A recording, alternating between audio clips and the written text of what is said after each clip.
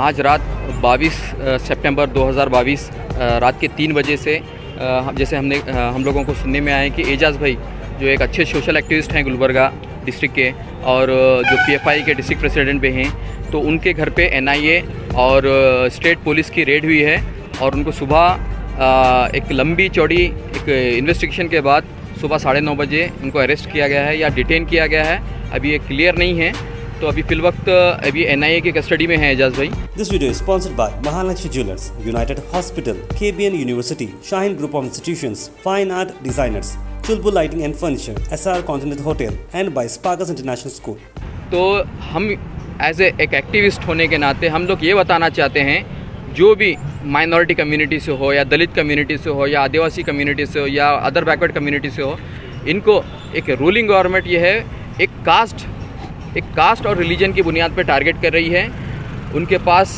कोई चीज़ मिलता है या वायलेंस का मटेरियल नहीं मिलता है, वो सेकेंडरी चीज़ है। यहाँ पर सिर्फ एक कम्युनिटी का नाम, एक रिलीजन का नाम होना ही काफ़ी है अरेस्ट करने के लिए एनआईए और जो भी जितने भी सेंट्रल एजेंसीज हैं या स्टेट एजेंसी हैं सिर्फ। और यहाँ पर और एक चीज़ मैं बताना चाहूँगा, यहाँ पर जो एजाज़ भाई को जो डिटेन किया गया है, उनको उनके घर वालों को अरेस्ट मेमो या कोई डिटेल भी बताई गई नहीं है कि किस जुर्म में उनको इंटरोगेशन किया जा रहा है, किस जुर्म में उनको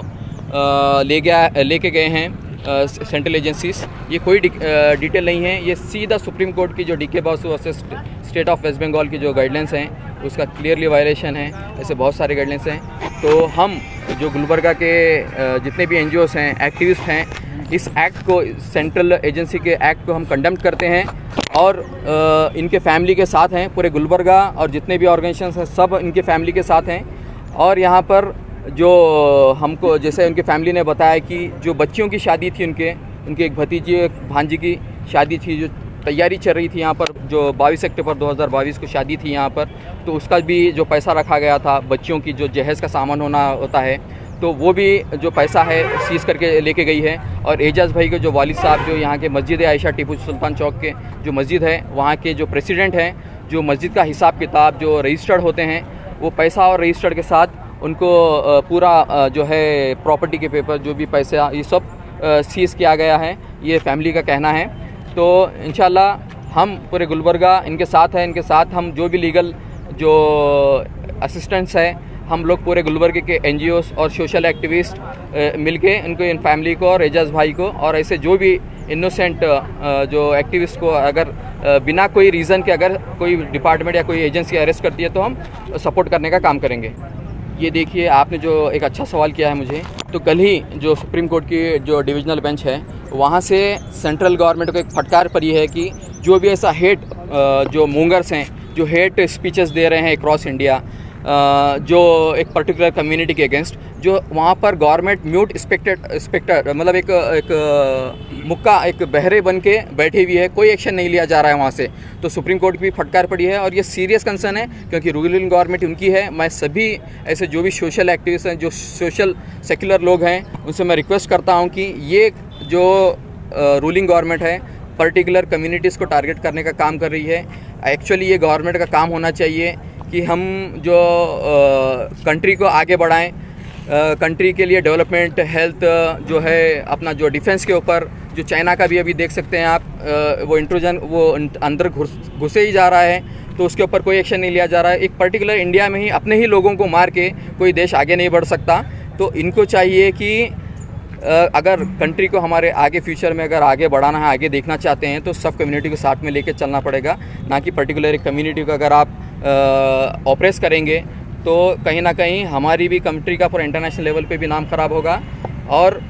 ये जैसा आप यहाँ पर ऐसा दूसरे भी कंट्रीज़ थे, यहाँ पर जो जापान का जो भी एक मसला था, हिरोशिमा नागासाकी का जो न्यूक्लियर बम जो है यूएस ने ड्रॉप किया था, उसके बाद उन्होंने पढ़ाई को वहाँ पर तवज्जो देते हुए, टेक्नोलॉजी को तवज्जो देते हुए बहुत आगे निकल गया जापान हिंदुस्तान से। तो हमारे भी लीडर्स और सभी सेकुलर माइंडेड को एक इंसान होने की ज़रूरत है। यहाँ पर जो कास्ट बेस ये कर रहे हैं, उनके भी बॉडी में वही खून है, हमारी बॉडी में वही खून है, हम भी इसी मिट्टी से हैं, वो भी इसी मिट्टी से हैं। हमारे पास जो है छुआछूत एक जो है एक पॉलिटिकल गेन, एक पावर, एक कुछ पर्टिकुलर कम्युनिटी के लोग पावर एक एंजॉयमेंट करने के लिए एक पर्टिकुलर कम्युनिटीज़ को एक एजेंडा बना के, एक टारगेट करके, प्रोसिक्यूट करके एक पावर रिटेन करना चाहते हैं, और इसमें सेंट्रल एजेंसीज़ को एक टूल की तरह इस्तेमाल कर ऑब्वियसली देखिए, अगर जो पीएफआई हो या कोई भी दूसरे भी तंजीमें हों, अगर उनके अगेंस्ट अगर आपके पास एविडेंस है, कोई प्रूफ है, कोई वायलेंस में अगर वो इन्वॉल्व हैं, तो आप 100% आप एक्शन लीजिए उनके ऊपर। जब आप बिना, जैसे आज एजाज भाई को जैसे अरेस्ट किया गया, बिना कोई उनके पास कुछ मिले, मतलब जस्ट एक उनके घर पे रेड किया, उठा के लेके गए, किस जुर्म में उठा के लेके गए, किस नहीं पता नहीं। आज हिंदुस्तान में सिर्फ हम मुसलमान, हम दलित, हम आदिवासी, हम पिछड़े रहने की वजह से एक पर्टिकुलर रूलिंग कम्युनिटी के रूलिंग पार्टी के लोग हम पे एक प्रोसिक्यूट करना, एक हम लोग को दबा के रखना चाहते हैं, अपनी पैर की जूती बना के रखना चाहते हैं। This video is sponsored by Mahalakshmi Jewelers, United Hospital, KBN University, Shaheen Group of Institutions, Fine Art Designers, Chulbul Lighting and Furniture, SR Continental Hotel, and by Sparkers International School.